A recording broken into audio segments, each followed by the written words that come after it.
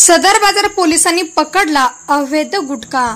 जालना शहरातील मुख्य बाजारपेठ परिसरात मध्यरात्रीच्या सुमारास कारवाई करत सदर बाजार पोलिसांनी सुमारे 1.5 लाख रुपयांचा अवैध गुटख्यासह कार जप्त केली आहे। या कारवाईत पोलिसांनी सुमारे 8 लाख रुपयाचा मुद्देमाल जप्त केला आहे।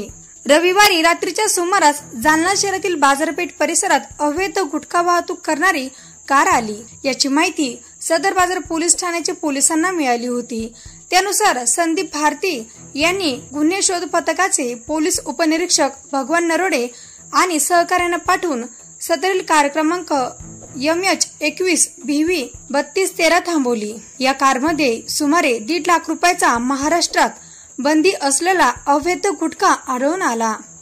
पोलिसांनी कार आणि गुटखा असं सुमारे 8 लाख रुपयाचा मुद्देमाल जप्त केला आहे। या प्रकरणात गुटखा माफियासह कार मालक अतुल चौडिये यांच्यावर अन्न व औषध विभागाच्या अधिकाऱ्यांच्या तक्रारीनंतर गुन्हा दाखल करण्याची प्रक्रिया सुरू आहे। सदरील कारवाई वरिष्ठ पोलीस अधिकाऱ्यांच्या मार्गदर्शनाखाली पोलीस निरीक्षक संदीप भारती, पोलीस कर्मचारी धनाजी कावळे, जगन्नाथ जाधव आणि शेख अजीम यांच्यासह पथकातील सदस्यांनी केली।